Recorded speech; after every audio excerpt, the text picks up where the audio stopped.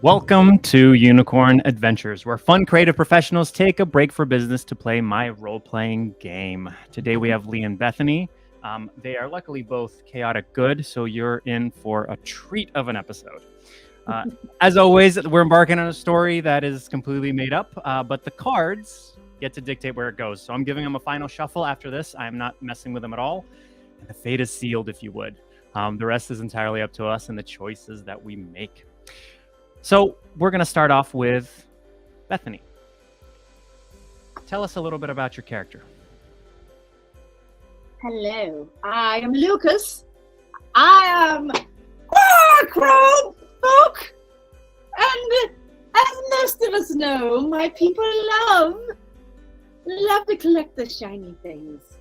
But my shiniest favorite things are the smiles and enjoyment of my audiences as I play my lutes and travel along with fun adventures. You never know what fun things I will find and collect and what beautiful people I will find on the way. What else would you like to know about me? That's perfect. So for those who don't know, that is also what a giant bird folk would look like. Now just imagine all the loots with it. So we're going to start with you. You find yourself in a forest and you're pursuing a tale. You have heard tale of a field that is strangely half day and half night at the same time.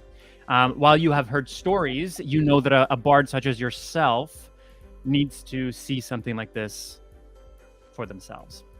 You want to see it so that you can tell more and more people about it. You find yourself in a wood and you know that just across another hill, you should come to this field. It is basically the middle of the day.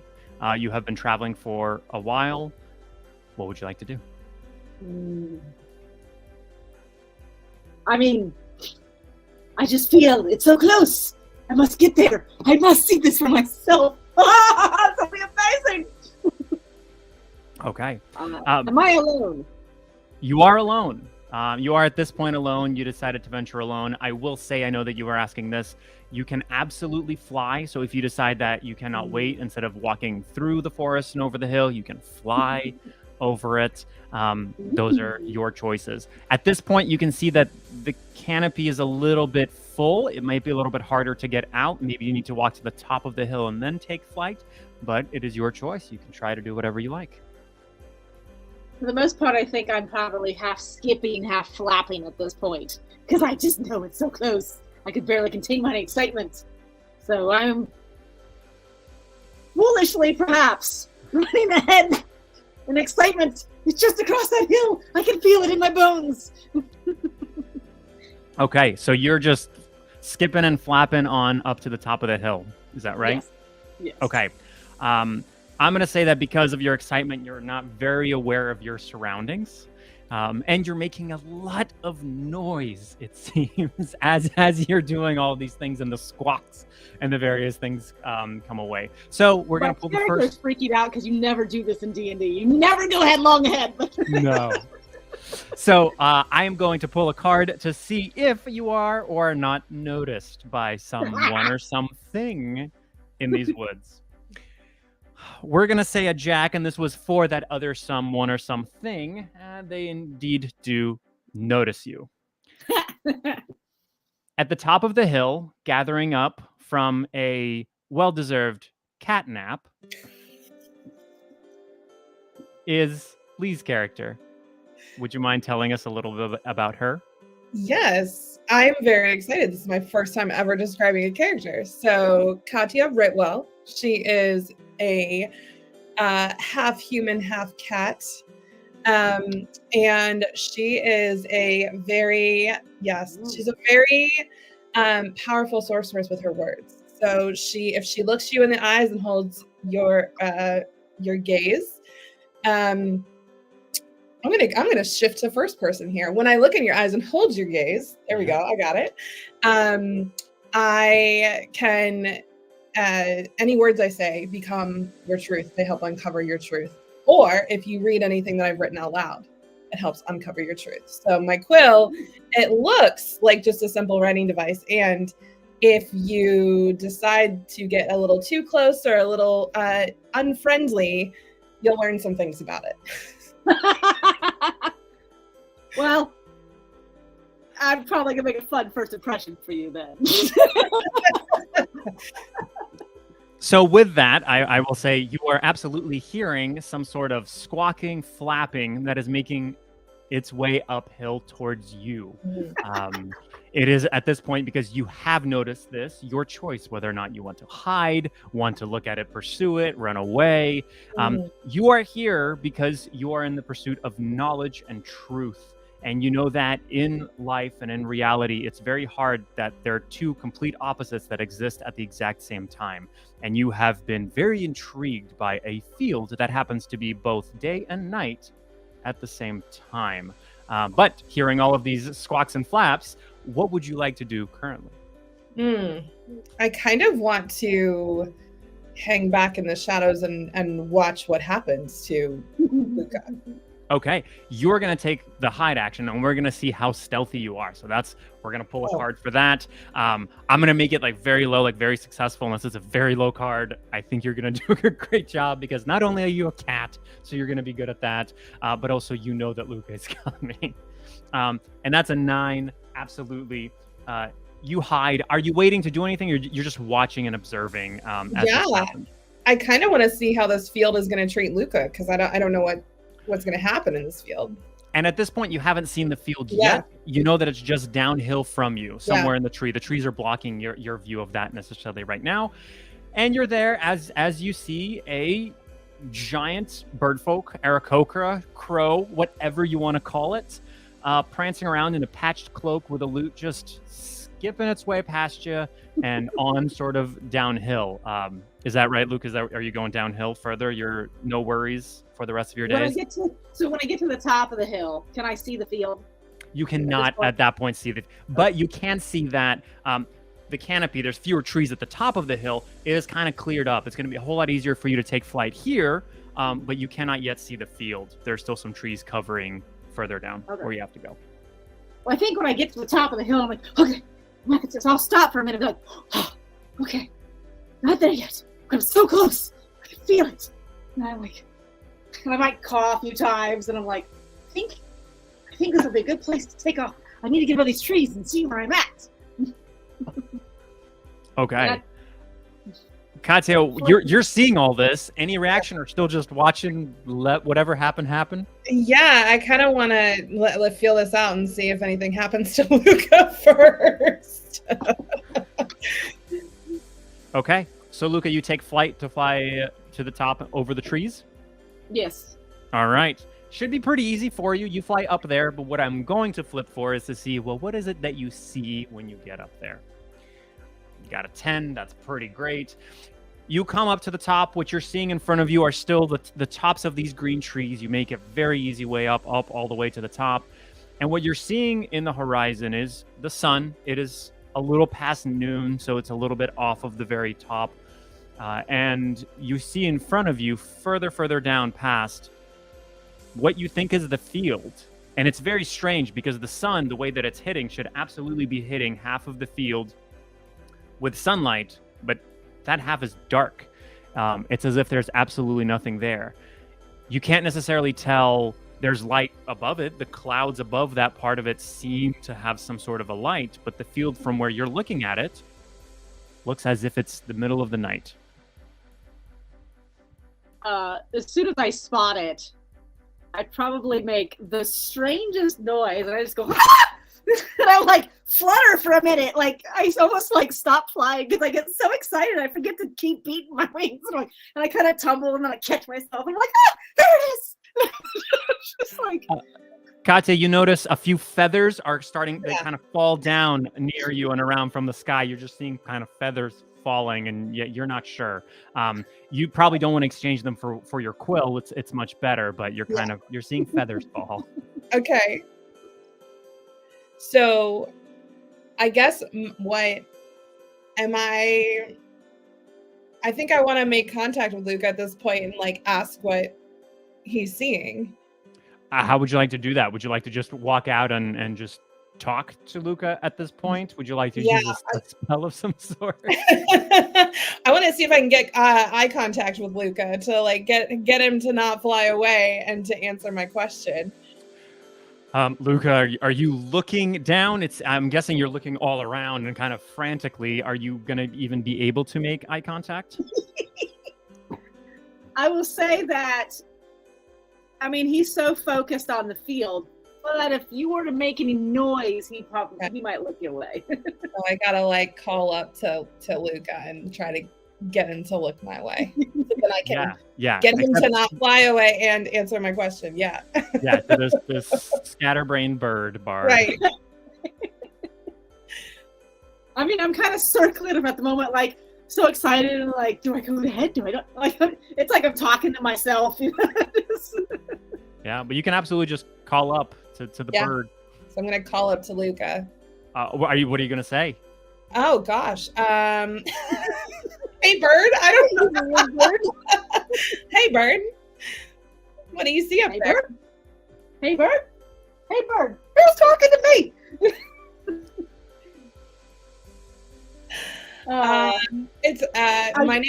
My name's Katya, and I want to know if you have found the field. So I kind of land on a tree nearby, and I'm still kind of like, Katya? Katya!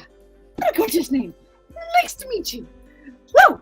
The field of glory. You mean the one that is half sun and half night? Is glorious. It is just beyond this forest here. You must see it for yourself. It is amazing. I can't wait to experience it myself. So then I want to thank you for telling me that, and I would really love to continue, since I can't fly, traipsing through to try to get to where I can see the field. Yes, you must come. I look ahead between where we are and the field. Can I kind of see through the trees at all, or just above the trees? Well, where you are now perched in, because you're perched now in the tree, you can kind of make out a little bit of it through the foliage because you're a bit higher. Okay. Yes, but Katya cannot at this point see it. I guess I'm trying to. I do a quick survey, like, yes, the path between here looks clear. You are safe to travel, Katya. I assume that is accurate. So would you like to check if the path ahead is clear? Yes. Okay, let's check if the path ahead is clear. Ace, well done. This looks like the unicorn card. This is not the unicorn card. This is just the Ace of Spades. There's a separate unicorn card. My eagle eye has worked well. but this is, so the Ace is like the best thing that you could ever pull in that. You can actually see from your perch that, and this is part of the reason that you can't really see as much of the field through all the way, is as you get further downhill at the bottom of the hill where it changes into the field, there seems to be a lot of vines and kind of thorn brush and all these kind of things that will probably make it a little bit harder to get through, that it's not quite as easy. You, Luca, could absolutely fly over a lot of these things, but Katya might have to do something else. Karate chop. Can I carry anybody? You can certainly try. I was gonna say, I would love to ask Luca first if he can help transport me over to get to the field. You asked me that? Yeah. I say, did you ask me that? Yeah. Can I ask? Yes, Luca, can you transport me to get over these things? Is that something we can go? We can try for? Much safer than that path. That path looks very treacherous. Okay. I have not carried anybody before, but if you're willing to, I see you have claws, so I would ask you to be gentle with those. I promise to keep them retracted. So I fly down. Like, I guess you just hang on. So yeah, I'd love to see if we can get over with you holding me. Right. So I will give you kind of a choice of it. So first of all, I will say Tabaxi, cats, a little bit lighter than if you were to pick up a human or an orc or something a little bit denser. So I'll make it, that's a little bit easier in that sense. Also, so bird folk, they have arms, wings, and legs. And so you're able to technically kind of do a claw on each shoulder and then as the legs, and then just kind of carry that way if you want. Or you can pick up Katya in your arms and do that kind of a carry. Because your wings are completely free to flap as they are. So your choice really is how you want to pick up Katya, but then two, do you want to go kind of through between the canopy and the thorny brush, or do you want to go all over top the trees the way that you kind of flew up? Those are your choices. I mean, I was gonna say, Luca, I will have you hold me however feels safest for you, and I trust you. So I suspect be fun to experiment. I guess I could hold you with my hands and then I can see so you don't fall off my back. That would be bad. We don't want you falling off. So you can hold on to me and I'll hold on to you. And I am going to go above the trees because I would much rather fly clear of the branches than us to get tangled, and that would just be treacherous. I like that word spell. Okay, I like it. So Katya kind of climbs up a little bit, does a little like curl up sort of a thing, one hand very much clutching the book because it's so important, and the quill, and the other hand just kind of trying to go around Luca, and a little takeoff, and I'll say the takeoff is not too bad. You're able to kind of flap the wings and get over the top of the canopy and start flying. And at that moment, Katya looks down, and while being a cat, has not flown before, has not necessarily been this high up before without actually being perched on a ledge or something else and being in control, and has an ever so slight freak out. So we're gonna roll a card to see if you're able to, or pull a card to see if you save against this, or if all of a sudden there's a freak out and something happens. You're lucky you got a jack, so you kind of... We're getting all the good cards now. What's going to happen to us later? I know, right? The chaos will ensue. You sort of, you turn your head away and ever so slightly kind of tuck your nuzzle into the chest of Luca, just into the patchy cloak. How does that smell, Luca? Because obviously Katya has an impeccable sense of smell. Is it like not washed, terrible, awful, hard smell? It's not great. Well, I will say this. So even though Luca is disheveled, he is not necessarily dirty. Right. So like it has the smell of travel, and like you might catch some like perfumes and some things, but in different scents. Like you can kind of be like, that smells like you were in a pine forest, and that smells like a very lovely lady. And that's but like not like stinky. I try to make sure I get all that off. I'm just it's really hitting my senses because I'm now just realizing I'm up against a bird, and you know there's some restraint that's being that's being the claws are still retracted. I'm behaving myself. I probably feel your tenseness, and I'm like, Katya, okay, I will not drop you, I promise. I am so glad you said that. As you descend, this has been a bit of a fly over the top because you had to go all the way up and now kind of go over the top. So we are going to check your landing because this is starting to become a little bit heavier. It's your first time carrying somebody, and you chose to carry them in the arms. Your arms are not nearly as strong as your legs. So we'll see what the landing is like. And here's your 4 on the landing. As you're coming down to the landing, you start getting skew and you descend a little too quickly, and one of your feet brushes the top of one of the final trees, and you almost start to topple down. And I will say, in this case, Katya, in a very cat-like fashion, leaps off your arms and lands perfectly, and you sort of basically eat it as you just fall flat, and Luca just... your instruments are not broken, but you very much face plant right at the edge of this field. Oh, sorry, Luca. My bad. Well, I envision you landing kind of like,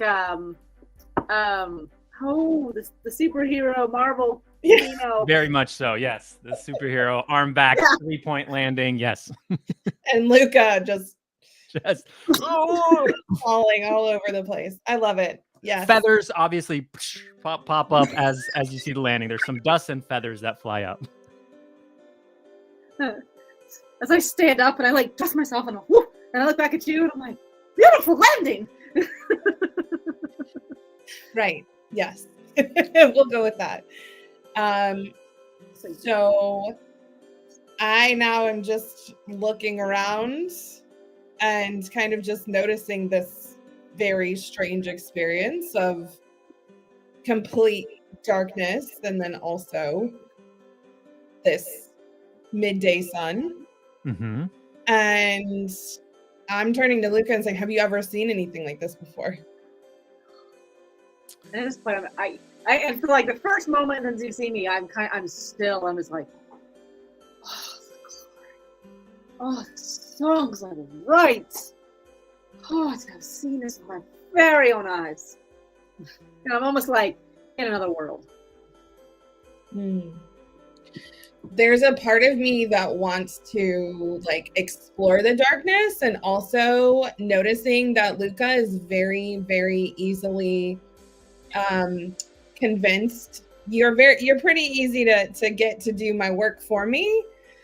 I'm wondering if I can kind of make eye contact with you and use a little bit of my my convincing powers to get you to explore the dark part and see what it's made of. Oh, all right. I like it. You want to cast a little bit of your word spell magic. Yeah. What would those words be? How do you cast it? And then we'll pull a card to see if it's successful or not.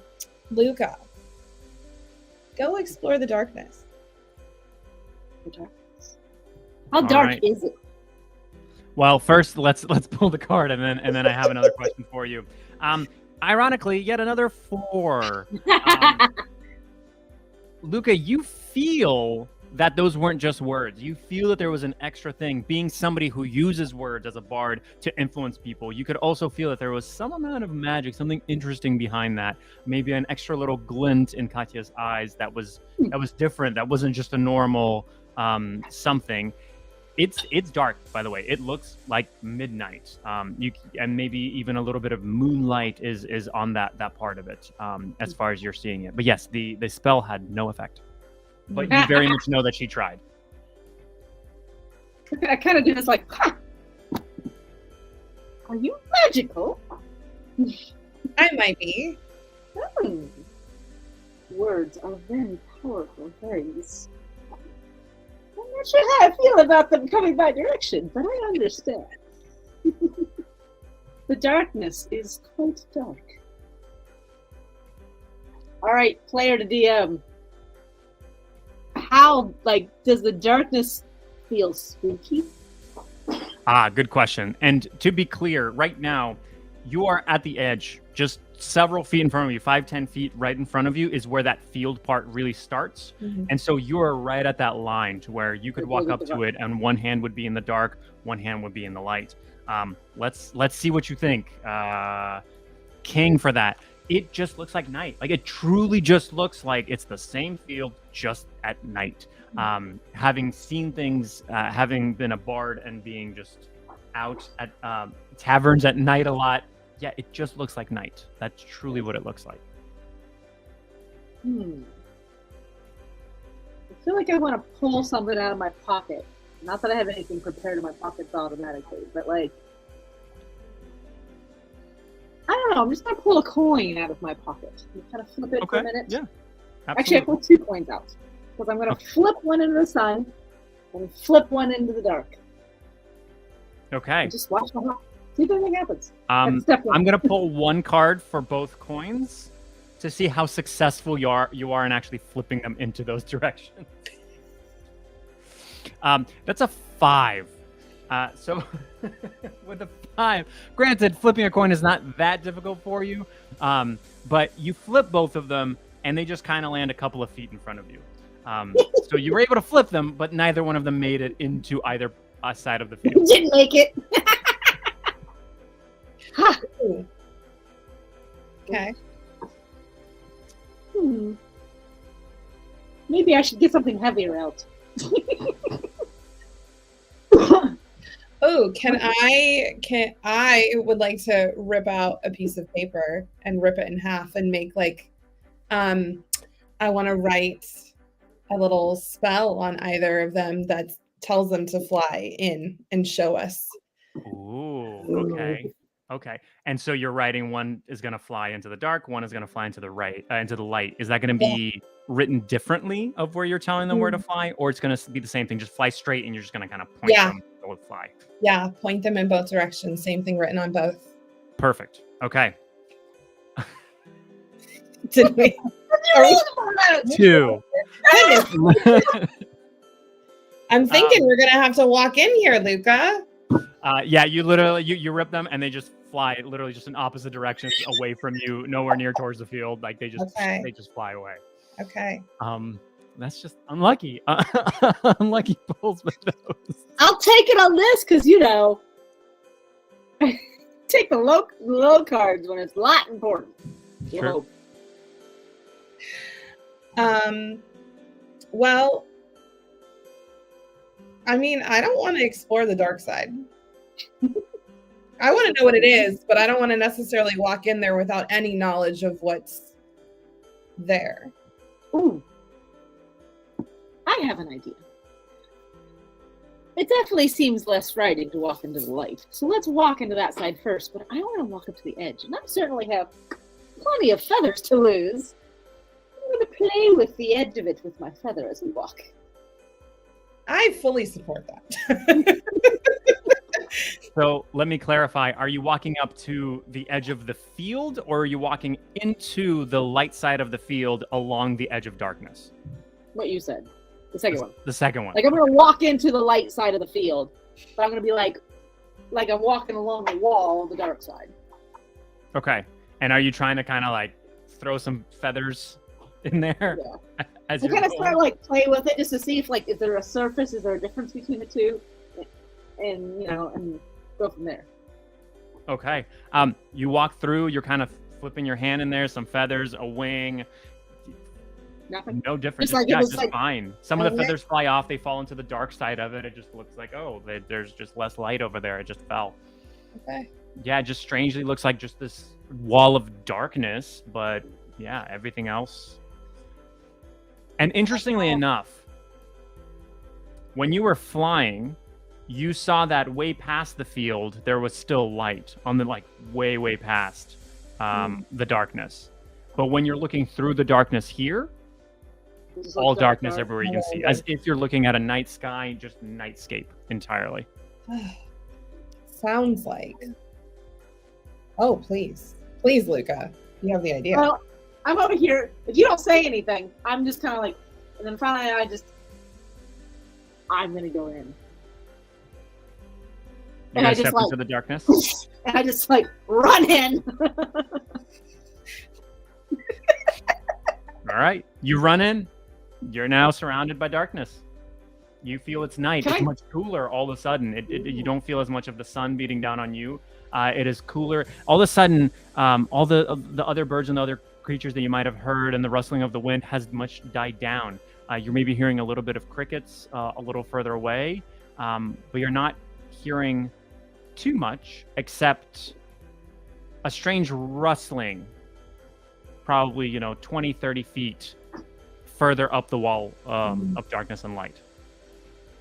Can I want to call out to you, Luca, and ask you what you're hearing or seeing, and I'm curious if you can hear me.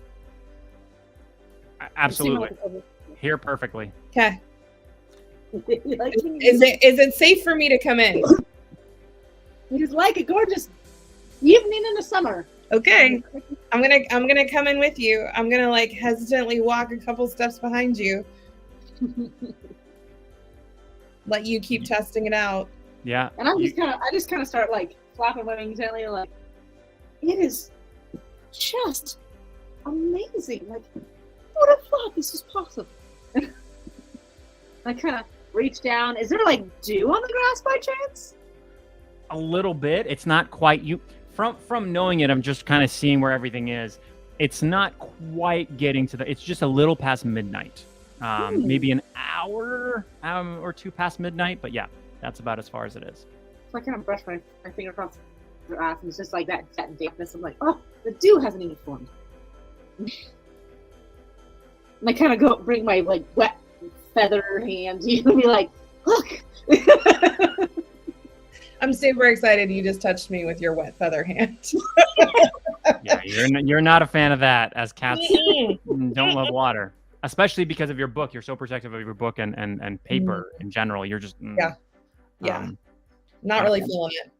But yeah, but as far as you can tell, yeah, you are in this darkness, and you're hearing some of that rustling that's further away intensify. You're both now hearing it, and it strangely seems almost kind of repetitive. Like it happens and then it stops, and then it happens and then it stops, and then it happens and then it stops, and just several, maybe 5 to 10 seconds in between each one. Do you hear that too? I can hear it. Is it coming toward us? That's a question for DM. Let's see. That's an ace. Definitely not coming towards you. Okay. Okay, so I kind of want to just very gingerly, like with my feline movements, quietly start to approach this noise. All right, let's see how stealthy you truly are. That is a 3. Because of the dew and everything, you are just, even though you're trying to be stealthy, you really don't want to put your paws down where it's wet and you're uncomfortable with it, and you just make a whole lot of noise. And all of a sudden you hear the other noise stop.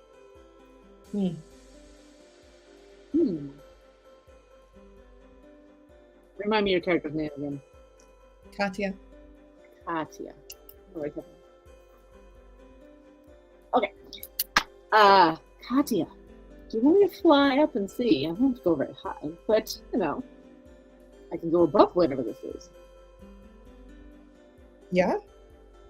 I'm going to stay down here this time so you don't drop me. But if you want to try and fly up and let me know what you see, I can go in whatever direction you want me to. I will go up. If for some reason this is danger and I see something and I tell you to run for the sunlight side. Done. And if you flew at a risk any time, no worries. You just go. I'll catch up. Okay. So with that, I take off and I just gently, 10 feet up or so, kind of soar toward where we heard the rustling. Okay. You look down and it's a 6. You can't really make out what it is, but just from the noises and everything, just being aware of it all, it's some kind of a creature. Something is going back and forth. But definitely from the noises, you can tell not a predator. Not a predator. Can I see movement at all while I'm up there? Like if I just gently kind of circle. You're kind of seeing, what you're really seeing is you're kind of hearing rustling, and you're seeing like some shrubbery move that is kind of in the middle of this field a little bit, but you're not, that's all that you're really seeing. Okay. Can you tell like exactly how far it is in front of me so that I can walk towards it? You can now also kind of see the shrub moving now that it's started up again after doing your stealth walk to it. This is now 10, 15 feet in front of you. Okay. You're very close. All right. Shrubbery. Shrubbery, yes. Do you walk toward it then, Katya? Yeah. I want to go. I'm going to approach this and hope that I don't get eaten or mauled. It's just, you said some shrubbery like in the middle of the field. So like if I were to fly kind of to the other side and land, hopefully gently, so that we were kind of on opposite sides to try and see what is this. Yeah. Are we going to try to like corner it a little bit, but like not in a fully threatening way? Right. Just to see see if we get a glimpse of what's going on. Okay. And as you're coming up closer and closer to it, you're starting to hear a little muttering. Oh. And all that you can really make out is the pitch changes that are going through it. And so what you're hearing as you're coming up is you're hearing that's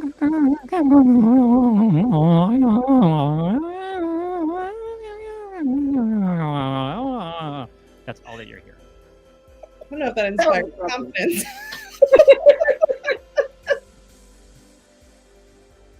Okay. So can I gently, I want to gently call out to this thing and say, hello? Can you hear me? You hear the muttering stop and silence. Feels. Hmm. I pull out my lute. And I start strumming very lightly. That's just very delicate, almost lullaby-like song. Mostly lower notes. All right, let's see you make a performance check in this case. I'm sorry, no. Okay. Can we? It is definitely off tune. I think the face planting definitely, I think, got your lute out of tune. It does not sound nice. And from the shrub, you're basically hearing just. Okay. Luca, do you have any other instruments on you? I can try and tune it. She must have gotten tweaked from the ball. Can you tune it and maybe I can sing along with you this time and sing a song like come out, whoever you are. As you're saying this, from the shrub, you see a head poking out of some kind of a creature. It's got a little bit of like kind of longer pointy ears, almost slightly cat-like, like if you were to merge a cat and a mongoose together, in an interesting little fashion. And it's kind of looking out at you. It's got slightly bigger eyes than you would expect on a cat, but just kind of looking at you strangely. And when I say you, I mean Katya. It is terrified of Luca at this point. Oh. I just had to quick Google a mongoose. Okay, got it. I know what this little guy looks like now. Okay, so can I want to make eye contact with this little guy and say, you are safe. We will not eat you. Can you come closer and see if he'll come closer? Are you doing this with your spell abilities? Yes, with my spell ability. Okay. Let's see how successful you. What is wrong with us? I don't know. Just keeps staring at you and just kind of shrinks back ever so slightly and just like doesn't feel comfortable. And then all of a sudden just vanishes. You see it shake a little bit. From all sounds, it sounds like it ran completely away to the other side. Oh, nice. It seems gone. Okay. Well, I think I will leave it a little present, and maybe it'll just be a little prize if it ever returns back to the side later. So I reach into my pocket and I pull out a handful of what looks like a mix of like trail rations and maybe a few pieces of candy and maybe some jerky and I'm just a little like, I don't know what this thing eats, but everything likes food. I go and I kind of put it in a little mound over by the shrubs where it was. And I'm like, I'm sorry, little creature, that we scared you. Okay, so you've left this smorgasbord of snacks there. Would you like to continue further, either up the divide, further into the darkness, go back into the light? I would like to explore deeper into the darkness. Okay. Do you take off or do you wait for me? I'm just curious. I'm gonna say, come on, Luca, let's go. Okay. Let's go. Go for it. All right. You start walking. You're walking well into the field as you're going further. And it seems complete darkness. So it seems very interesting. It doesn't seem as you keep going as if there is an end to this. And as you're walking, you come to the edge of the field, to this outer edge. Luca, you find this especially strange because you knew that when you looked up from the top above the trees, this is where it ended. This is where the other light continued, and it's darkness here. It continues being completely dark. Like we're in a parallel world. We've gone into another dimension.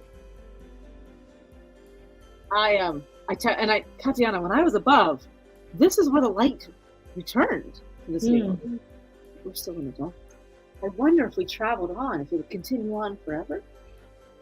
Would the whole world be dark if we left from this place? It's fascinating. I go rummage in my pockets again, and I find, like, I don't know, a lantern, a candle, something, and I light it to see, like, how if the lights change here, but just a normal candle here. You light a candle. Looks like a candle in the middle of the night. It helps light things. It doesn't seem that the light is suppressed in any way, if that's what you were looking for. Just a candle. And as you light this, you kind of look a little further out, and you see that further kind of in some of these little trees. This is not in the forest. This is off to the side, more so. You see that there's maybe a hut, some kind of a structure. Sure. Do you wish to check that out? Sure. I want to start very slowly. I want to stealthily walk up to this structure and try not to make any noise. Okay, so I will say this is pretty far Pretty away. far off. Yeah, this is maybe like 200 yards away. Okay. Yeah. So the reason that you're both picked fantastic characters to see at night, so that kind of helps to a degree. Especially with the candle, it helps a little bit more. As well, we'll say. Luca, do you want to try to fly over there? Do you want me to carry you again, or did you want to try and sneak when while I go above? I mean, I think that I could probably prowl through the grass for 100 yards to get there if you want to try to fly. I would love to see you prowl. That would probably be glorious. Yes, I will happily take above. I will see what I can see, and you keep me heads up if you see anything along down here. Perfect. Okay. I'm not gonna pull a card for whether or not you can prowl and whether or not Luca can fly, but we are gonna see what you see. So the first one is gonna be for Katya as she prowls through the grass, and that's a 7. Seems relatively normal. Seems pretty safe. The hut's a hut. Can't really tell much more about it, but overall fine. Luca, as you're flying overhead, a 6. You also think it's relatively safe, and oh look, there's the moon. That's nice. You get ever so slightly a little more distracted than Katya does as you're flying over, since you got a little bit lower. But yeah, hut's a hut. Seems kind of like a smaller little maybe shack is a better word, but just a small structure. Yeah. You're coming up close. We'll say at this point maybe 20 feet away from it, where it is very, very close. You're in the grass. Luca's up top. Do you want to get in closer? Do you want to peek? You can see there's a window on the side that you're on. You read my mind. Can I kind of sneak up to the window, since I'm probably a little more stealthy than Luca is at this point, and peek my head up and... Sure. Is your intention to be very sneaky when you do this? Or I'm just coming up and looking in? I'm going to be sneaky. Okay. Let's see how sneaky you truly can be. Okay. We just keep on going down right now. 5. We're going to just do really well at the end. So as you're kind of walking, you step on a branch, you look around, kind of the way cats do when they're like, somebody touches their tail and they're like, where's the thing? You're not sure. You kind of keep walking, still clutching the book, and you look in. For all intents and purposes, it seems like a dark hut, and you can't really tell much else. Okay. You can't really tell what's in there. It looks a little bit dark. The moon's not hitting it in the right. Just, with that 5, a little bit harder for you to tell what's going on in there. But not seemingly any light, at least. You can definitely tell inside there. Okay. So, while Katya is trying to sneak up to the window, I do a couple circles around it, trying to see, like where are the doors, where are the windows? Is there anything else outside? Does it look like it's actively lived in? Does it look like it's abandoned? Just trying to kind of get some awareness of what this place is. Sure. Let's see what card you pull. You get a 4. The moon. I'm telling you, Luca's loving this moon. It's making Luca think of songs to write. But I will say, with all of that, you land, and as you're staring at the moon, it does look like it might be somewhat lived in. Also, this is a weird shack in the middle of the field, so maybe it's just an abandoned one. I don't know. Moon. Okay. Moon. I mean, Luca, you want to come back down here and we'll just... Do you say that softly, or do you yell? Because Luca's flying around way overhead. A scream yell, Luca! Wow! Come down Okay. here. Because you scream yelled, we're gonna see what happens, and we're gonna pull a card. With a 7, you hear all of a sudden, very close to where you are near the window, Fabulous. Noise. Okay. some sort of a noise of a startled something. Okay. Did Luca hear me? Like, are you coming down? I'm gonna say, yeah, probably. It's a very Okay. quiet night. Cool. Okay. So I'm gonna take out my quill because my quill is also a dagger on the other Mhm. side, little weapon. And I think I want to. I mean, I want to knock on the door and see if. Okay, so the door's going to be on basically the other side. So Okay. you were seeing the window. The door is going to be all the way on the other side. So you want to walk around Yes, to the other side? Yes, to the other side. Okay. As you're walking around, I'm going to pull a card for you and for Luca to see what you're noticing as you're walking around. All right. Oh, how typical. So you got a 10. Luca got a 7. Luca still, but both of you notice that as you're walking around, one of you is still intently staring at the moon. But as you're walking around, Stop staring at the moon. Totally me. You're right. Both of you here, within this hut cabin. I'm changing everything what it is consistently as we're talking about it as you're walking around because you're seeing more and more of it. All of a sudden you're hearing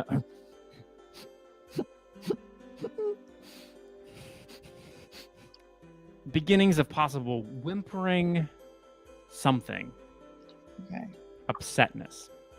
Well, I don't want to walk in with my dagger pulled on whimpering necessarily. So, I think the moment I started hearing whimpering, I was like, oh, yeah. poor Holt. What is going on? I feel like Luca, I want you to go in because you're a lot friendlier than I am. I seem to be scaring everything tonight. I call out very softly.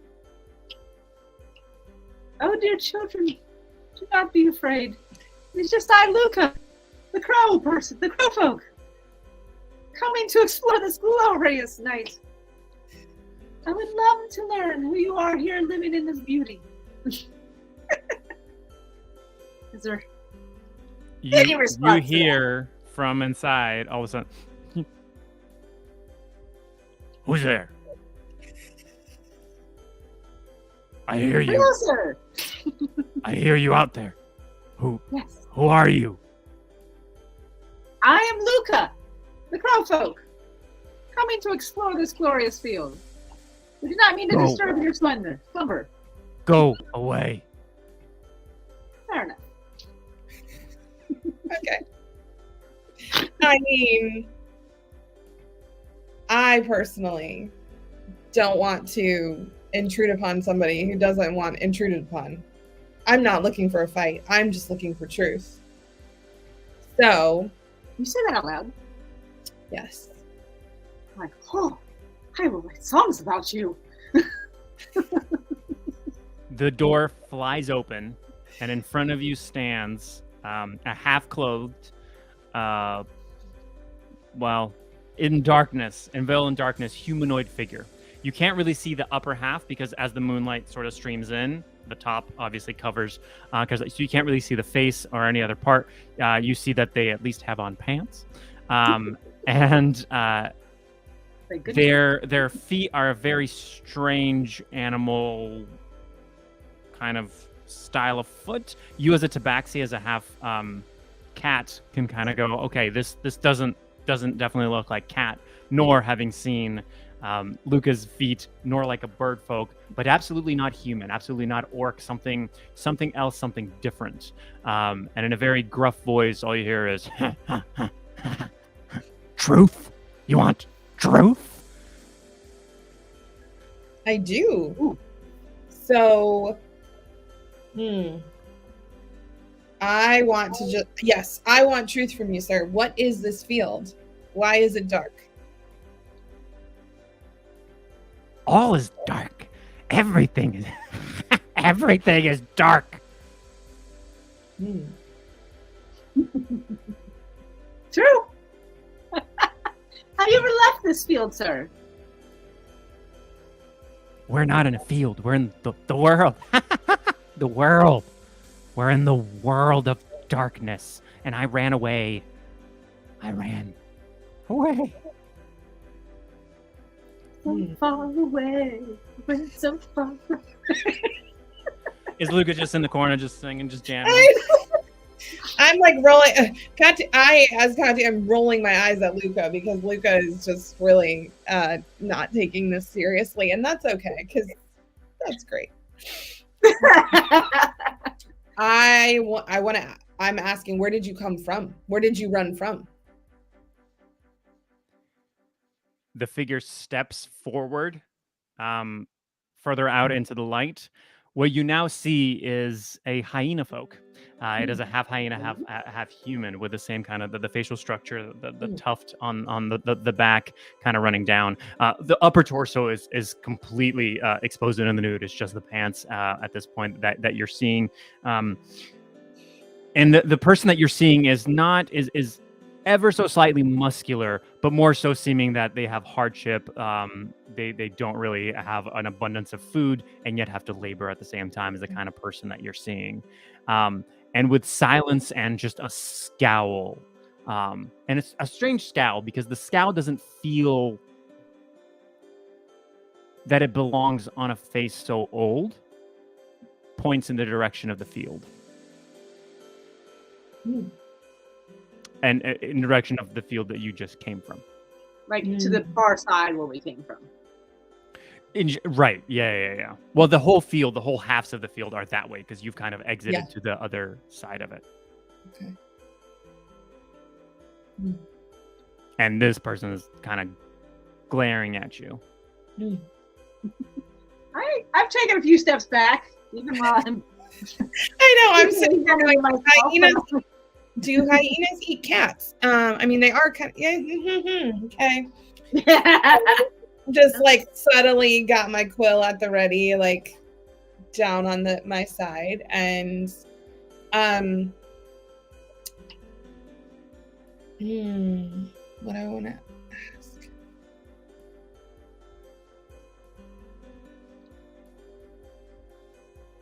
I kind of want to try to make eye contact and spell him to tell us more of his story. So tell us the story of how you arrived here. All right, let's see. A 9. Okay. Pretty good. It's pretty good.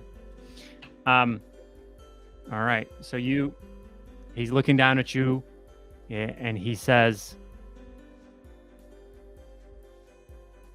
I came here once. Twice. 10. 20. 40. 2 years ago. 40 times. 50. 100. How does one tell time in a place with no sun? Sun. There's sun. Sun. Night. Night. I turn to you, Captain, and I'm like, friendly fella. You got just a hint of sarcasm in that one, though. Like, I did. Okay, Luca. I don't know that we're gonna get any answers here about the darkness. It seems like. Is there anything you desire me to ask him, or desire to get from him, or would you like to keep exploring?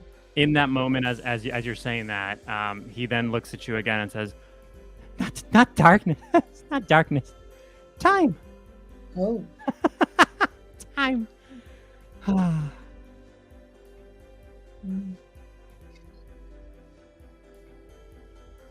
That's it. that's all I got. yeah. Okay. I pull out my candle and I relight it, and I'm like, would you like some light, sir? At the sight of fire, you see an immediate recoil. Never mind.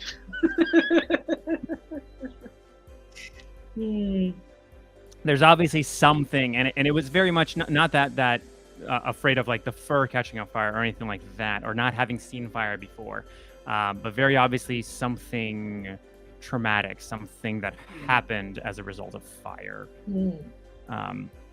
Yeah. Fire can be scary. It also cooks our food. I just kind of say that, like, thinking to myself. I want to make eye contact again and again spell and see if I can tell me the story of. I don't want to say this.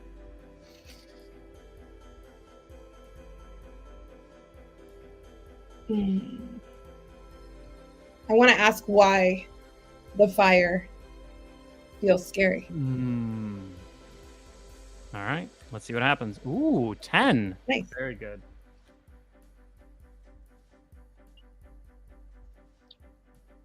Family. Burn. I ran away here. I went back. And then came here and went back and came here and went back and came here. Now this. I'm just a kid. Oh. It's no fun to leave your family. By the way, does not look like a kid. Yeah, I was gonna say, I don't want to spell. I just want to ask, how old are you?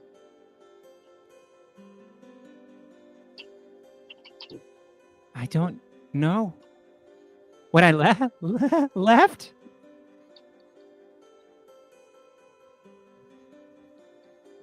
"12. What is your name, young man? Arfa. What a beautiful name. Arfa, what is your favorite thing to play with? He's kind of cautious because still fire. Looking at it like not sure. And he just kind of goes, Meekles. And for a second, the voice gets just a little bit more childlike, strangely coming from this. Meekles? A name or a type of toy? Let's see if you know and know what Meekles are. That is an 8. From your knowledge, you know that Meekles are some kind of field creature. That's about as far as you know. You don't know the exact type. But yes, as far as you know, they're some kind of little mammals. Some have said that they look maybe kind of like cats, but not entirely like cats. A little bit different. Don't look like cats. Arfa, what's his Yes, Arfa. name? Okay, Arfa. What do Meekles sound like? He kind of looks at you and goes, "Ah!" Okay. Delicious. Oh. So they're your favorite thing to eat, to play with and then eat? He nods very, very adamantly. Yes. Okay.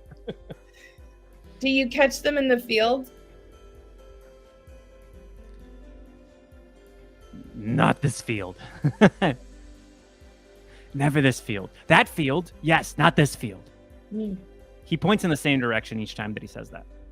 Mm. I kind of, Katsy, I get a little closer to you and I kind of turn to you and go, do you do any illusionary magic? Do I do any illusionary magic? That's what I asked, yeah. Oh.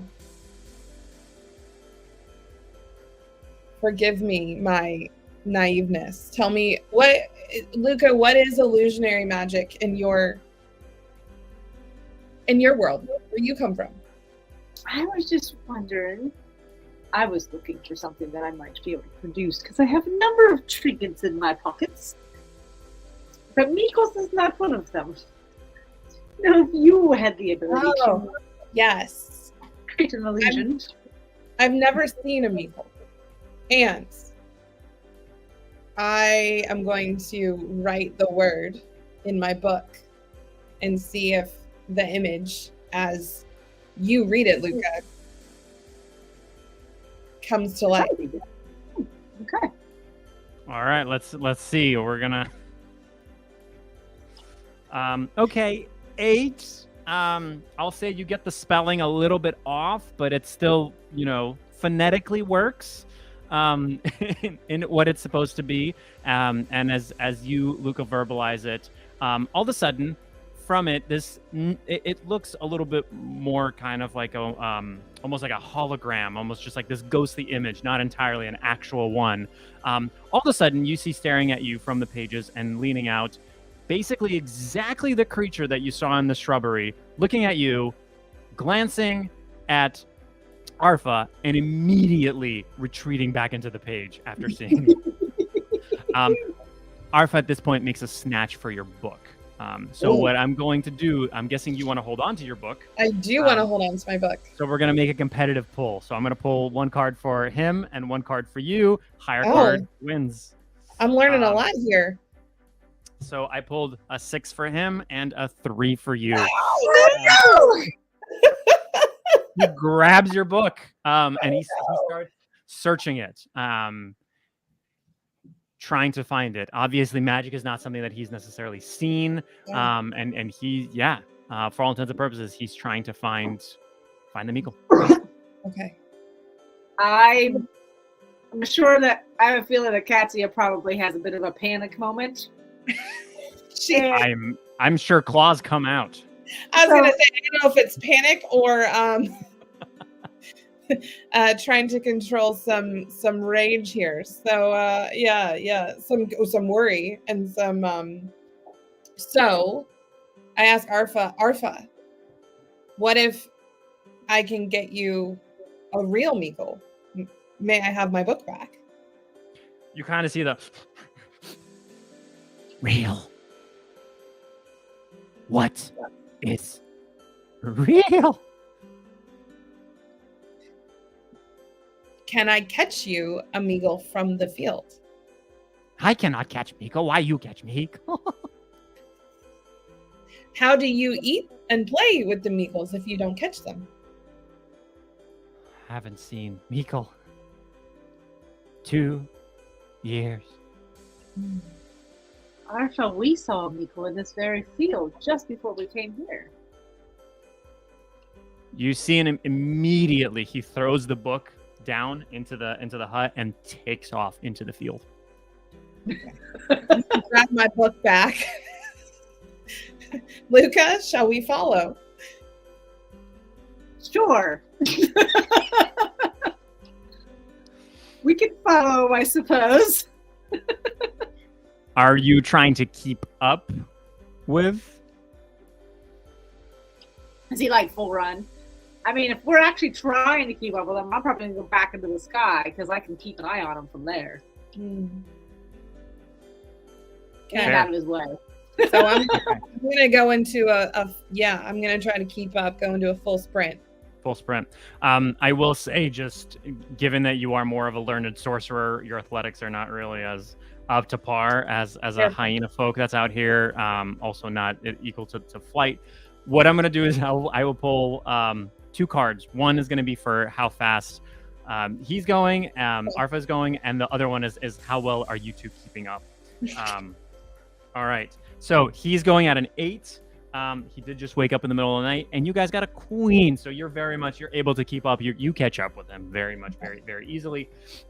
You're coming up, and you're seeing, and this is the interesting part. Now that you're going this way, what you're seeing, Luca, is that other half of the field is completely lit up, but past that half of the field, darkness.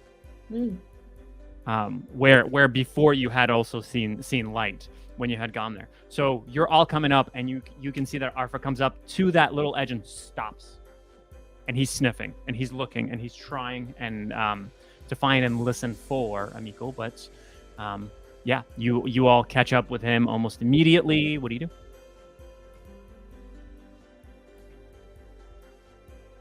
I look at Move ahead. Like if we're both, if Katia is running and I'm flying, is there like, are we just like keeping pace, or is one of us potentially gotten ahead of the other? Because that might. I'm gonna say you've gotten. If we go by the x-axis, on the x-axis you've gotten there at about the same time, but Katya's on the ground and Luca's overhead. Okay. If he stops right at that barrier, I might go ahead and just intentionally fly. And we go, Arfa, see you on the sunny side. You want to fly to the sunny side? Yeah. You fly straight into the sunny side. What do you do next? I kind of circle around. Can I see him, her, anything from this side through? You do. They're standing on the other side, right there, looking at you. Okay. I kind of look behind me to the other side of the field. You're saying it's dark now? Is it look dark from here? Nope. You're back into it. It looks completely light now. Everything looks just kind of the way that you left it. He yelled back, Katia, does it look sunny or dark on the far side of my side of this field? Do you land to talk, or do you yell from the flight? I'm kind of circling and yelling. Okay. So I'm looking around from the bottom, and I'm seeing it looks light. I can see the light on the other side. Yeah, you can see it looks light on the other side. Behind you, darkness. Yeah. Yeah. So I'm gonna. So it looks the same to her that it looks to me, is what she's saying, basically. I guess yes and no. Effectively, yes. For what you're asking, yes, but beyond. So, like where we came from before, it's now dark because like time has passed. No. Okay. No. So this is so fun. So because you're on the ground and you're basically just looking through, what you're seeing on the ground through is light all the way on the other part. Yes. Okay. When Katya looks back, darkness all the way back, even past the field. Okay. What Luca sees is light everywhere around, darkness here, but past the darkness as flying overhead, light again. Yeah.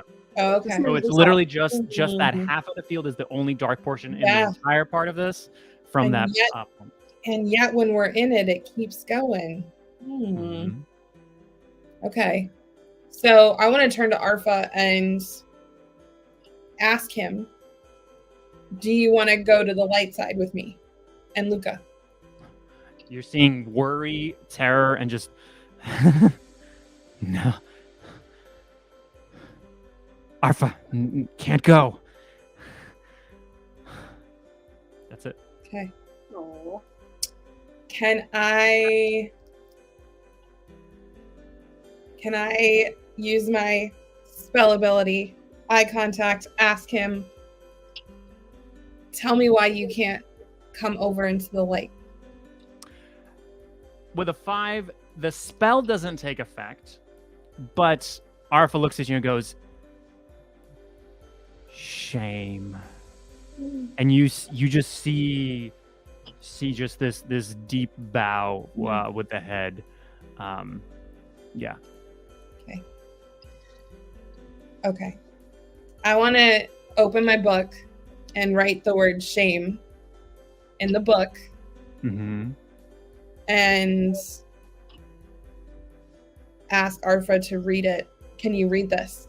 Can you say this word out loud and we can see what shame looks like for him?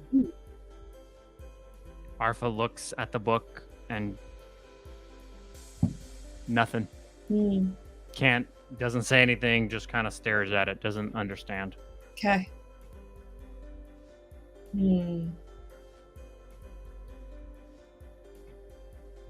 I'll fly back around and beside you, Katya. Okay. Are you flying into the darkness or you're landing on the light side? We're going to fly back into the darkness. Oh, good. You fly into the darkness, you land. Katya, as you look at Luca seems very, very similar as before, but you notice that there are maybe just a couple feathers that have a little bit of gray in them. When the DM says, "Oh, good," I'm over here going, "Oh, great!" So I want to ask Arfa. Arfa, is the darkness time?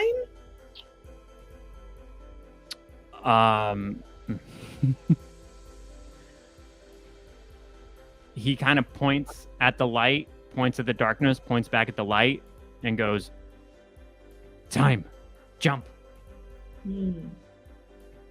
Shame. Interesting. Arfa, is there anyone else here in the dark? In time? Everyone in time.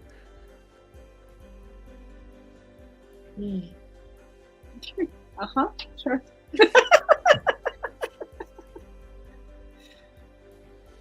I look at you, Kathy. I'm like, I know. Okay. I want to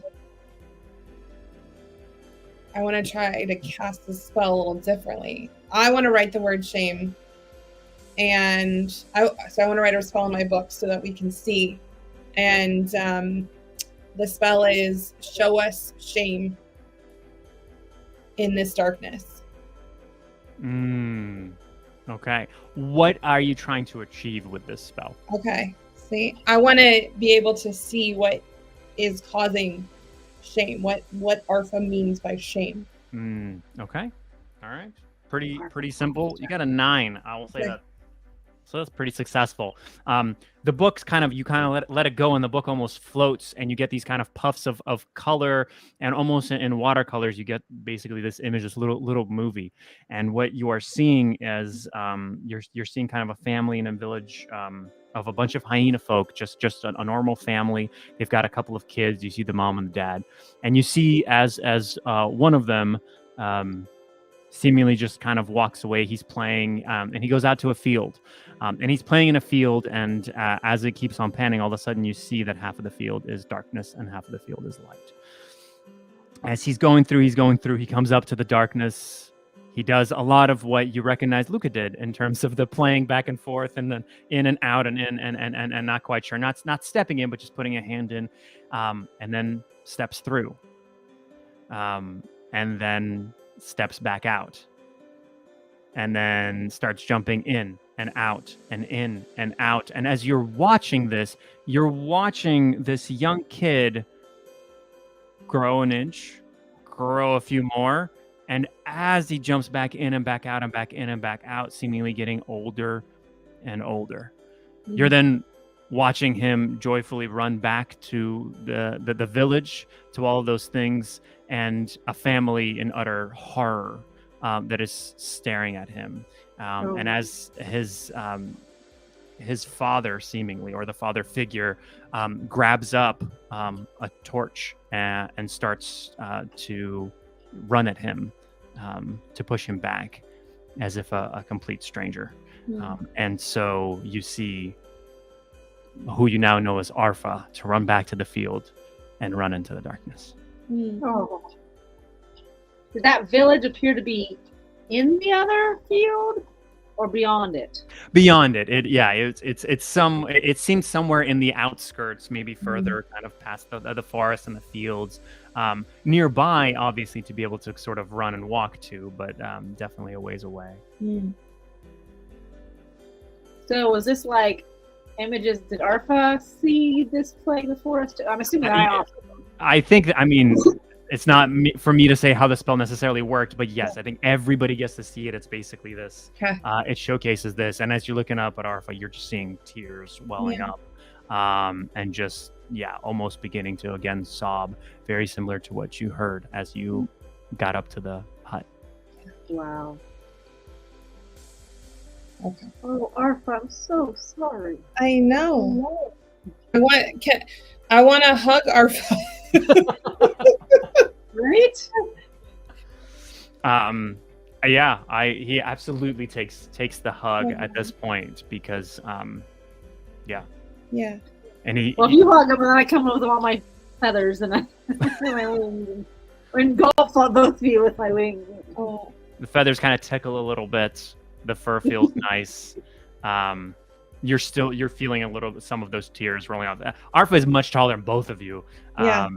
He's a full-grown hyena folk at this point. So, but you feel a very, very strong embrace, and very much just that same way that when kids, when they're just completely distraught, they hug you with all of their being to hope that you can save them in some way, shape, or form. That's what you're feeling right now from Arfa. I feel like, Luca, we gotta get back in the light before we get old. I wonder if it's the crossing. Do I notice my own feathers now? Would you like to look at your own feathers? There wouldn't be a reason for you to think you should notice your own feathers. Yeah, I think. Unless Katya said something, but I don't believe she did. I didn't. Did you say? Okay, so Luca, did you notice your feathers?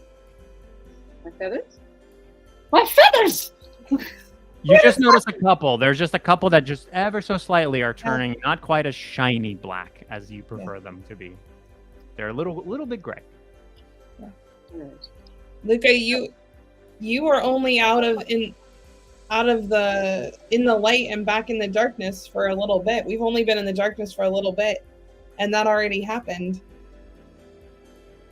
Do you think it's the crossing or the stain? I don't know. Arfa brushing away tears. Crossing. Too many times. Too many years. Oh.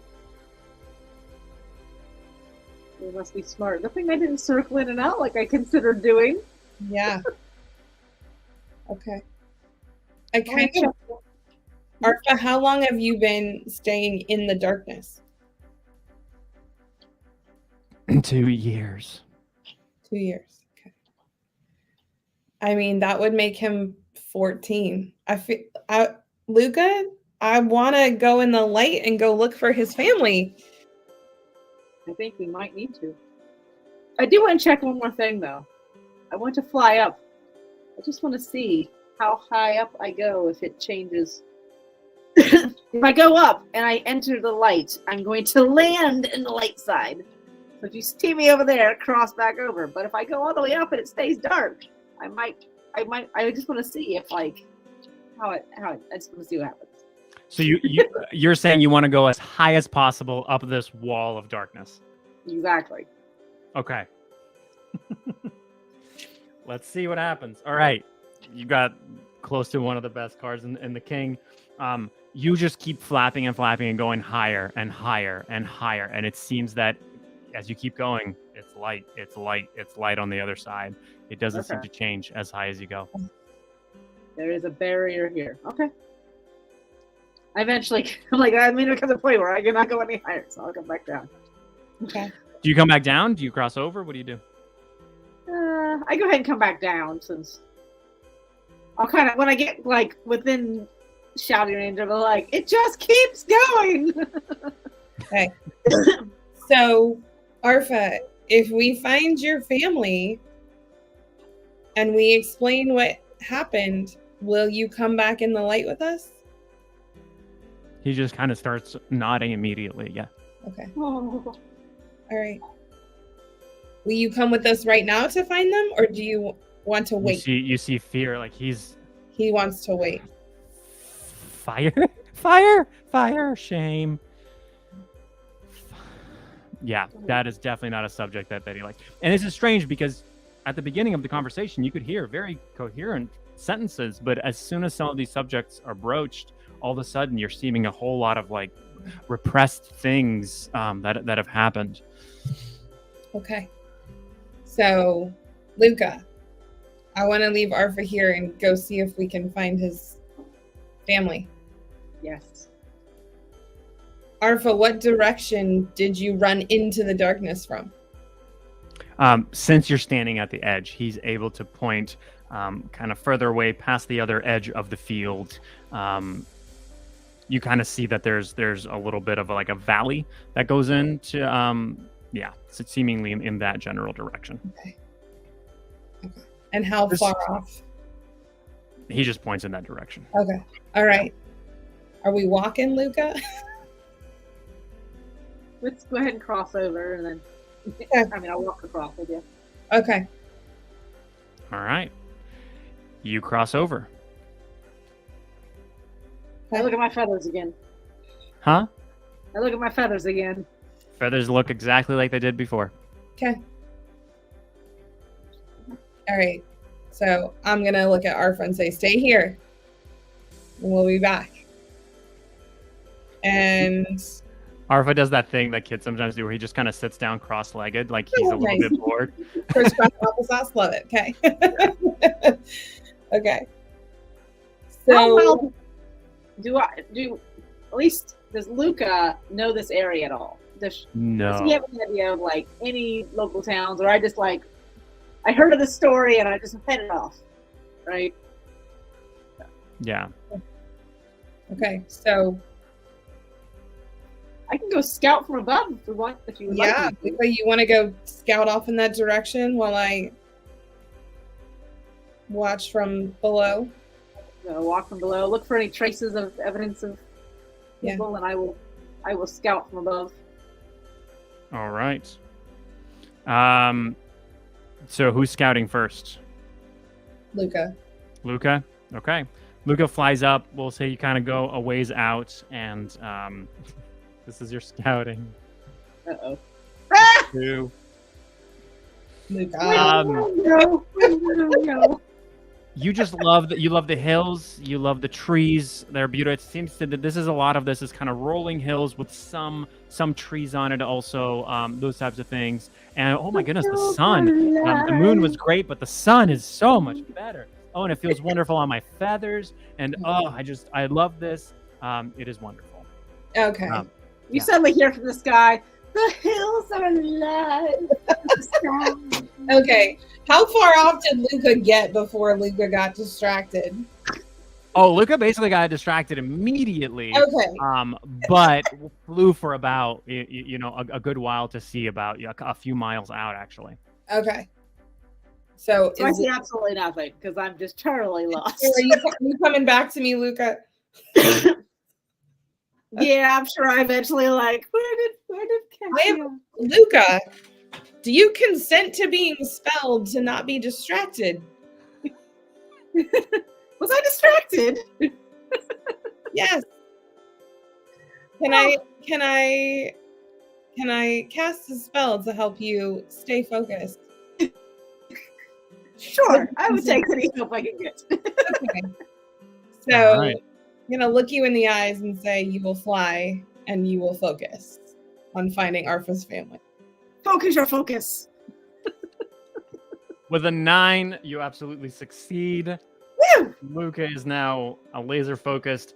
What that will mean is if I pull another card for an investigation, I'll pull 2 cards and we'll pick the higher of those 2 cards. Nice. Do we repeat the same process, I'm guessing? Yeah. Okay. So we Like, got come us on, a 10 yes. and a 6. So we'll go with the 10. All right. You fly and you fly a little bit further. And what you're seeing is, as you keep going is past some of these hills, which you couldn't see the way that they all kind of overlapped. There's maybe a little bit of a trail of some sort. And there seems to be far in the distance a series of tents. For all you can tell. And when you had the book pop up, that it was kind of interesting that you didn't see a city, you didn't see a town. You very much just saw that these people lived in these kind of makeshift tents of some sort. Yeah, with a fire. But Okay. yeah, that's what you see. And I'm sure Okay. you come back, you tell Katya, and yeah, it's up to you whether or not you want to travel that way and what you want to do. Okay. Do we want to tell Arfa what we saw first? I want to turn to Arfa because he's still right there and say, hey, we see this city of tents. Would you like to explore with us?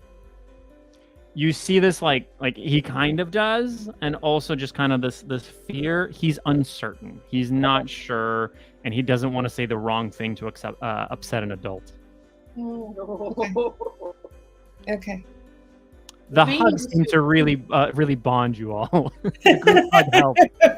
Okay. So.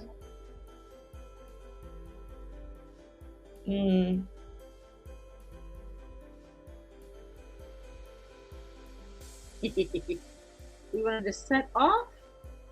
Do you I have want never to been go without to him, or do we want him to come with us? I mean, I could see us going and speaking to them first and explaining the situation because they would probably be terrified by True. him again.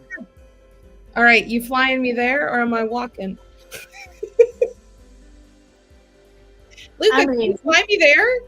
Can you? I will say, Luca, you know from how difficult it might have been to carry to carry Katya just down the hill over the trees. You probably don't have the strength to carry Katya all the way to that village Okay. or So, tents. Yeah, all right. Can we set off? Can I set off walking and Absolutely. you set off flying? I And we can walk both- with you as well. Okay, great. all right.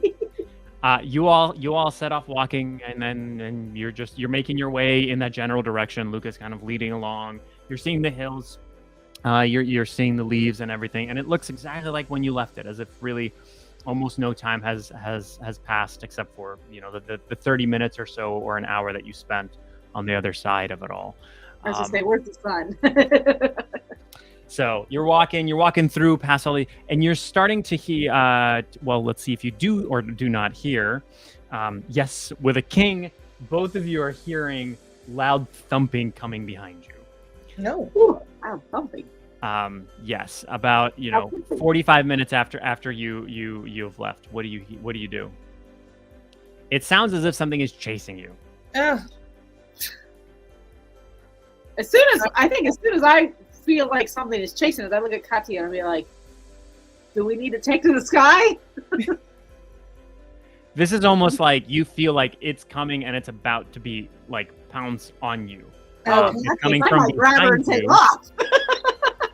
So Okay. you're taking off, Luca? You leaving me to my own No, device? I'm thinking I might suddenly just like grab you and like. whoosh.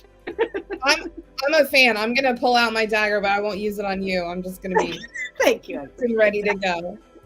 All right. You grab Katya up, you take off, and as you take off, you hear the thumping kind of almost stop. I mean, partially it's because you're getting away up into the air and the sound is not as loud. And as both of you look down, you see Arfa looking up at you longingly. It seems that he's ran after you. He's decided to come along. He just yeah. Okay, as soon as I see Marfa, we come back down. Right. Dagger back to a quill. Yes. So I want to hug Arfa and be like, I'm so glad you came. he very graciously takes the hug. You can see he's shaking a little bit. He's kind of that he's just Yeah. In your experience, just when somebody is just afraid Yeah. of what might happen and the things that they might need to face and Mhm. relive possible traumas of their past. Yeah. Okay. Yeah. Arfa, do you want to lead the way? No. Can you tell us if we're going in the right direction? Nods. Oh, he nods. Okay. He Got nods. it. Yeah. I heard not, and I was like, oh. Nod. Yeah, he nods. Okay. So we're gonna just keep walking. Yep. So y'all keep, the three of you are walking. And as you're coming up more and more, you're starting to go. There's kind of a bend to one of the hills. You see that Arfa's kind of slowing down, and you're starting to hear maybe a little bit more of a commotion. Like there might be a group of people over there of some sort.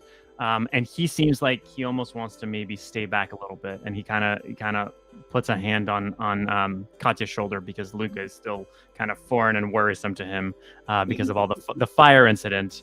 And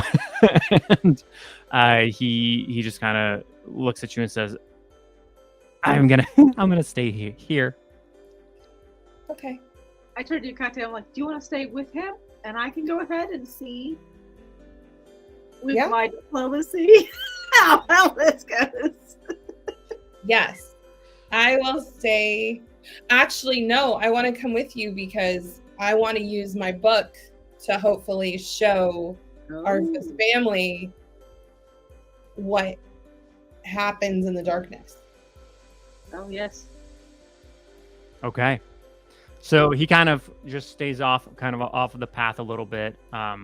And the two of you walk in, and what you walk into is you see almost just these series of tents. It doesn't look necessarily as a village. It almost just looks like a temporary place that they have set up. And you look around and you're seeing a couple of posters and maybe like paintings almost of a young 12-year-oldish looking hyena folk boy that is just that are hung up around. Yeah, that's what you're seeing at this point. Nobody necessarily has seen you as you're walking up. You just see people. Some are kind of hurrying around with food. You see a couple that are putting down their tents. They're kind of gathering supplies. Okay. You want to go first, Katya? Yeah.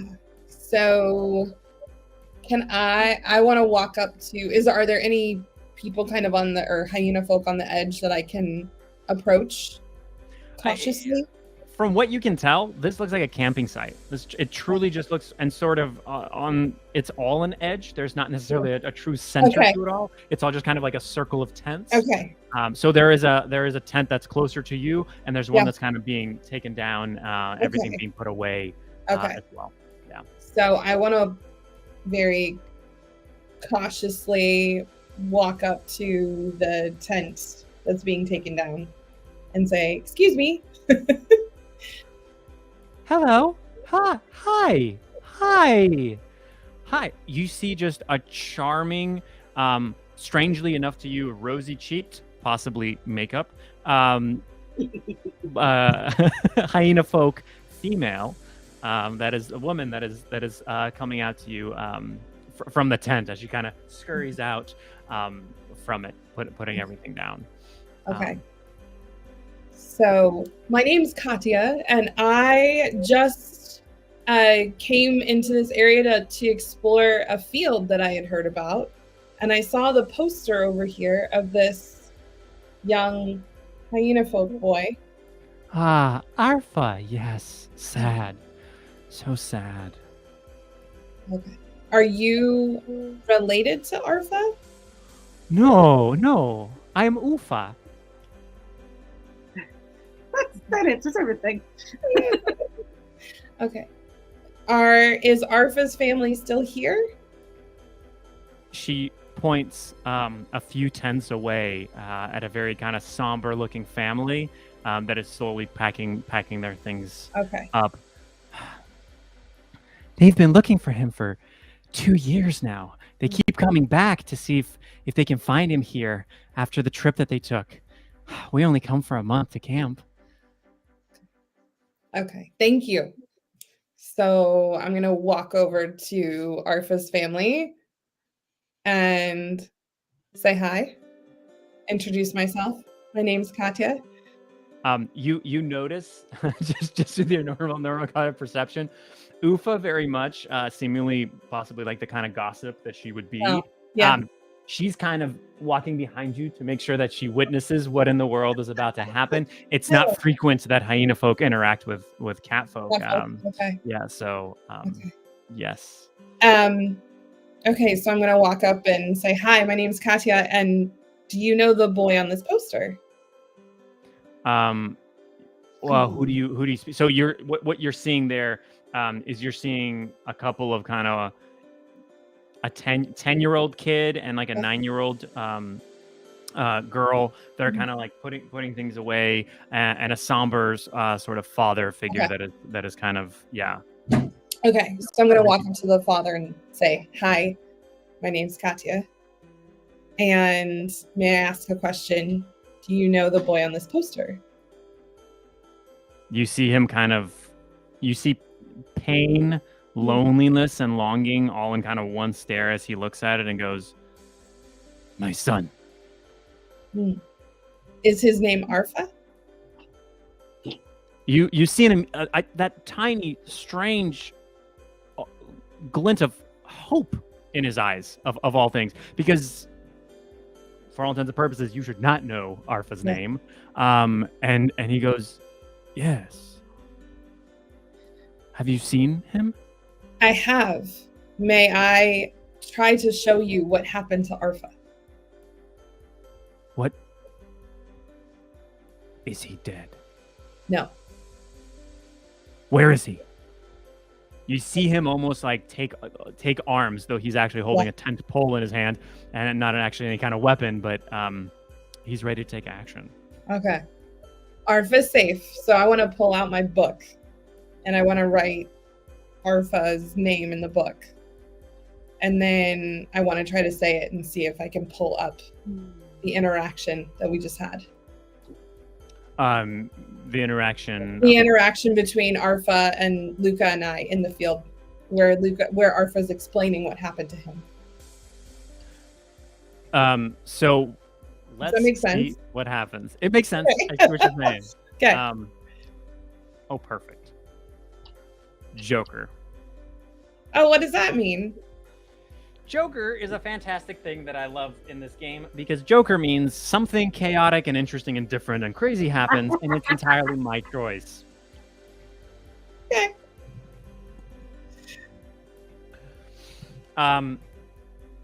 So you pull out this book. You see all of the colors again in that same way, in that firebrand thing. You're seeing the field.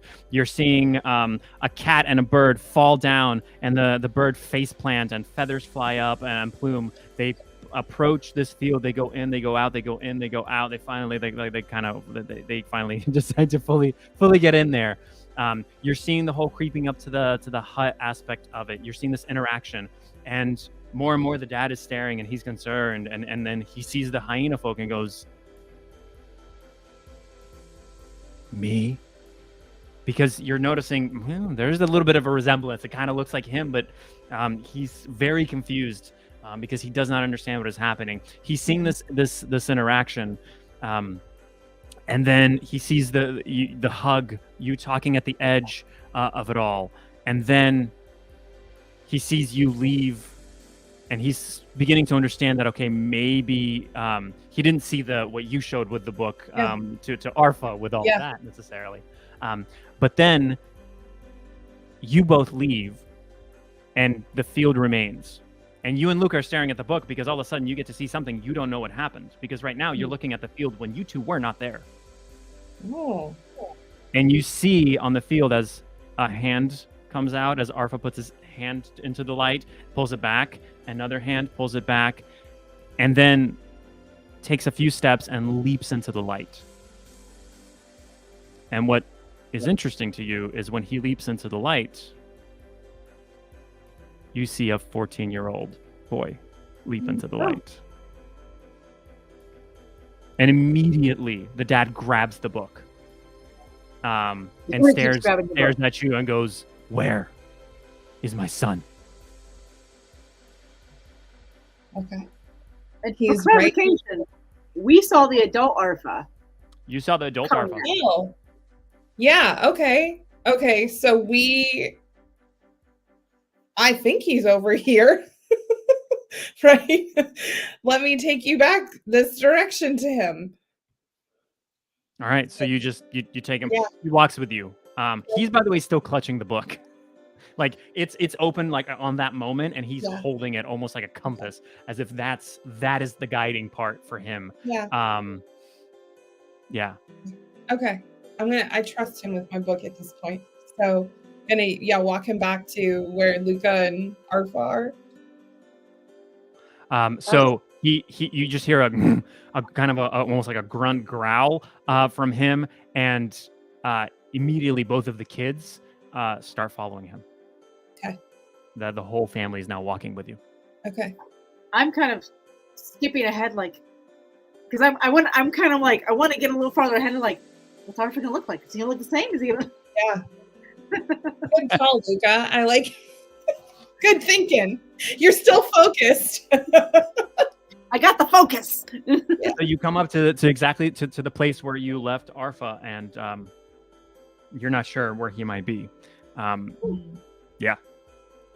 Okay. As soon as we get there and he's not there, I'm like, whoosh. I take off flying because I'm like, I want to get above and see. Can I see where he went? And we'll look around. So you get a jack, and with a jack, you're seeing some kind of like rustling and brushing moving away from all of you, kind of into the forest a little bit, because these hills, again, they kind of have like trees on them a little bit. So it looks like somebody might have kind of gone off, like stayed there, and as soon as you became approaching very recently, started scurrying away. Okay. I go after him. I assume it's him. So. Mm-hmm. Okay, so you just Arfa, wait. So you come right down, and Luca, you land right in front of Arfa, and Arfa's a 14-year-old boy. Yes. He still does a little jump away from you initially, and then opens his arms up for a hug. I grab it up and start dancing around. I'm like, you're a little kid again. And as he does, he goes, "You're bigger now."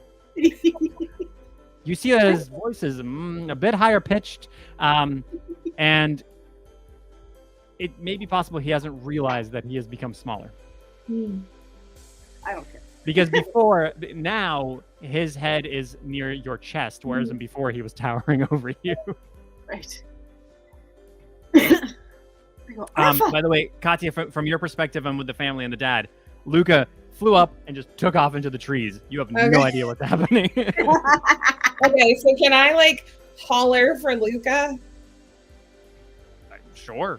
I want to holler for Luca. I want you to, Luca, come back. Bring Arfa back. Am I close enough to hear? Yeah. I think you are. Yeah, it's not. Okay. I looked down at Arfa and I'm like, your family is so excited to see you. Your father misses you. And he's still kind of timid, but now he's thinking maybe it's okay. And so he'll walk out with you. And as he sees the family, there's a moment of just silence where they're staring. There's disbelief. They're not sure. They're timid. Both seem like they're afraid to take a step because this may not be reality. Luca, do you have in that mishmash of things in your pocket, do you have a mirror? Uh-huh. Hold on. It's in there. Can you hold it up to Arfa? So Arfa can see he's 14 again? He probably doesn't know otherwise, but sure. Arfa. Yeah. All right. You hand the mirror to Arfa, and we'll say in this case, perfectly, you got an ace. Not only that was partially a pull to make sure that the mirror wasn't shattered when you face planted, but also, yes, Arfa recognized. And as soon as now the mirror probably does get shattered, as Arfa just drops it and runs to hug his dad. As you see the whole family embracing. And as they do, from further around the bend, all of a sudden you just hear a lot of laughter, like hyena-like laughter, that is erupting. And as you look over there, you see the giant group of them with kind of Ufa in the front, as if she's collected this whole group of people to come see what this is. And they are just laughing and almost cheering. And you see another female pulling away from all of them and running towards this group. Nice. I'm probably tearing up at this point. I was like, I didn't think I was gonna get teary-eyed during my first D&D thing ever, but congrats, Stefan. I'm crying. All right. You now see the family embracing. They're as much as they care about you, they're very much just in there for their own son. You see all of them. The mother also runs up. They're all embracing. And you kind of cut to, you see you're watching them, and all of a sudden you feel a little elbow just kind of get you in the in the ribs a little bit, and it's Ufa, and she's next to you, and she goes like, "So, are you going to be staying, or are you going to go? Have you seen the field?"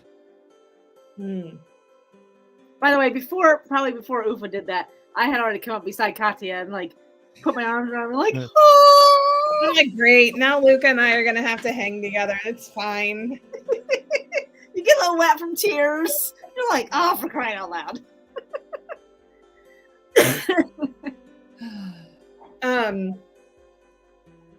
Can I just like gently come up to Dad and grab my book back? It is in this giant. They kind of have a giant big group hug. It's somewhere in there. Okay. You can certainly try. Okay, I'm gonna go in there and say, you know, if I can get my book back, I'll think about staying. So you kind of they hear you. You got a king for all of that. They hear you, and they all come apart, and they're staring at you. The dad hands you the book and says, "There is nothing we can do to pay you back. There is no price to having a child brought back. I don't know why he didn't come back earlier. Why he didn't return." And there's kind of a moment where everybody just kind of looks at Arfa.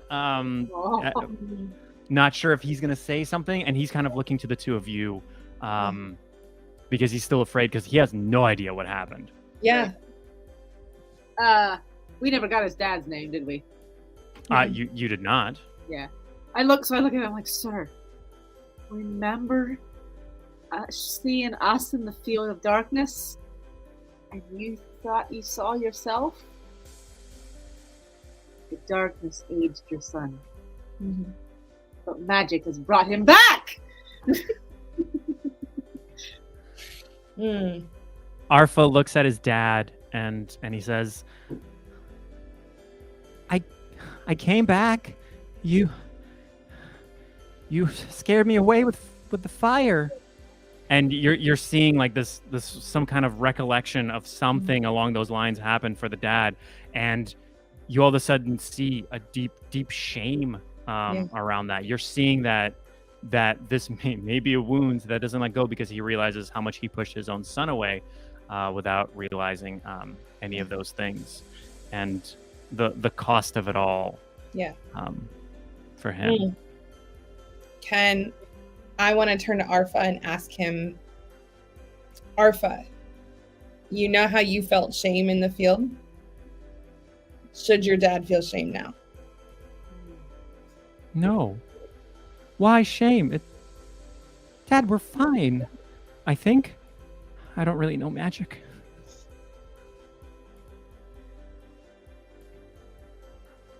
His dad kind of almost grimly looks at him as if kind of without saying, but saying by his look, it's so much harder just to put everything aside. Yeah. To put aside these years of anguish, of beating himself up for so many of these things. He kind of actually looks at his wife with this idea of, and she knowingly looks and nods at him, knowing how much he has beat himself up about all of this. The whole family just comes back into another big embrace. And you just ever so gently, before those adult sobs come, but not from Arfa here. Forgive me, son. And the family kind of starts walking away. You got your book back, don't worry. They start walking back away to their camp. Ufa is once again now just she's back with the other group of people and telling them, yes, I heard everything. I saw everybody. I saw them when they were coming in, and I'm telling, oh, I knew exactly. It was because of me. Yes, they wouldn't have found the family. Oh, yes, of course. It's as they're all walking away, and she's talking to everyone. Do they seem content now with themselves? Like they're like they seem very much that they're in kind of a world of their own. So Okay. as all of this sort of ends, you know that they're basically packing up, that they're leaving. It's not as if they're going to be standing. That this was the final day they're packing up to go and leave, and it is basically about time for the two of you to pack up and leave. Do you think that you two are going to go separate ways? Are you going to travel together? What other things may be in store for Luca and Katya? I feel like we might be begrudging companions. Jane, you were quite Begrudging on my part. I will I'm write distracted on yours. scores of your glorious magic. I must see more of this. We must travel together for a long time so I can see the amazing things that you do. One family, we've known each other for hours, and look what we've done together. Fine. And on that, an unlikely partnership between a crow folk and a cat folk, an Aarakocra and a Tabaxi, whichever you prefer. You two depart back down the road through the winding, rolling hills as this unicorn adventure comes to an end. So thank you both for playing. That was so fun. That was, yes, very, very fun. And you got to learn a little bit about that interesting, weird, crazy field. And what it may or may not do. And its variety of things. On that, I will bid the listeners a farewell. And thank you for sticking around, even if it was this long. So, until next time.